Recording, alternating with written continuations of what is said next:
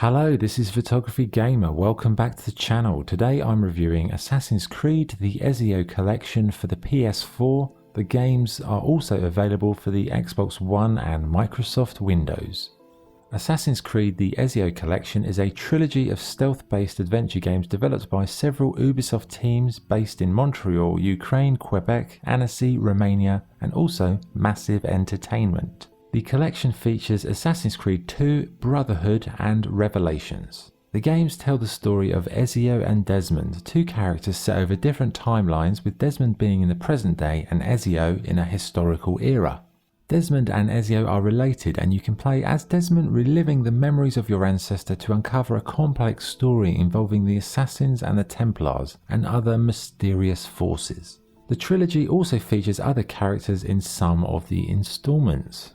So, what is the game like to play? Well, if you've never played an Assassin's Creed game, the core gameplay involves being stealthy, assassinating key figures, and using free-running parkour skills to traverse buildings, rooftops, and structures in the game world. The idea behind the series is the Animus, a machine where people can relive genetic memories of their own or other ancestors in order to uncover hidden truths. But as with most things, the Animus is a powerful machine that dark forces are trying to use for malevolent purposes. So that's where Desmond and his buddies come in. They're trying to avert a tragedy while being pursued by dark forces that will do anything in their power to stop them.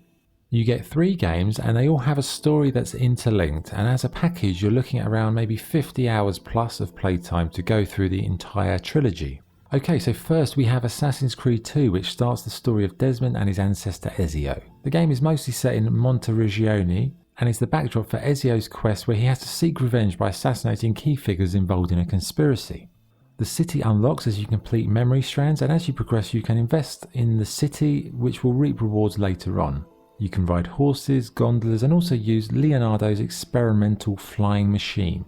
But for the most part you'll be sneaking around, tailing subjects, killing bad people, and doing a variety of side quests. Following this comes Brotherhood, a superior game in my opinion that's mostly set in the city of Rome. Again, you can invest in the city, use stealth and parkour to traverse the locations, but you can also leave the Animus this time whenever you like, where Desmond can explore present day locations. The combat feels more deadly this time, but the group situations are still quite clunky and frustrating. The camera also has some issues during the combat too, but the game does add a cool multiplayer feature which adds replay value. And I really liked how you could switch between Ezio and Desmond in this installment, which really helps you feel connected to both characters. Finally comes Assassin's Creed Revelations, where the action involves Desmond, Ezio and Altair, a returning protagonist from the series. Revelations is set in an open world and offers you the chance to capture and defend individual districts, a feature retained from Brotherhood. Multiplayer features again, and there are also some new features like the ability to use a zip line. As well as the 3 games, you also get 2 short films called Lineage and Embers that provide additional insight into the overall franchise narrative.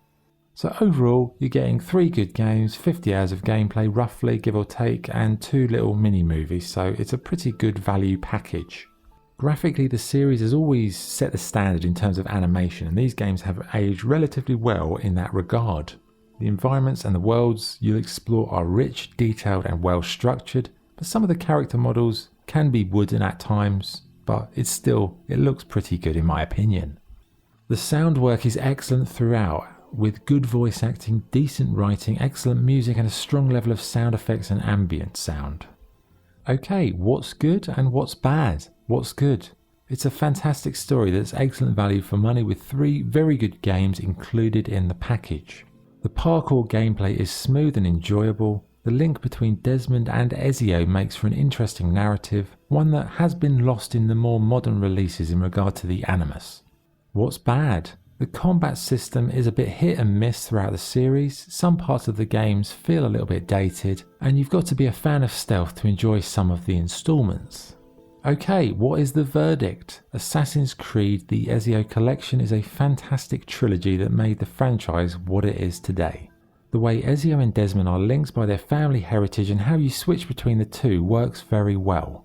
In recent installments, the modern day parts of the Assassin's games feel redundant and irrelevant, but in the Ezio collection it holds everything together and not only improves the experience, it makes the experience. Obviously, being 3 different games, it's hard to review them as one entity. Like if I was going to score them individually, they would all score somewhere between 8 and 9 out of 10. But as a whole package, I'd say they're worth more than the sum of their parts, as it's one massive story that's really enjoyable to unravel throughout 3 different installments. So my score for Assassin's Creed the Ezio collection is 9 out of 10. Okay, that was the review. Thank you for watching. If you enjoyed the video, please like and subscribe. This is Photography Gamer signing off. Thank you.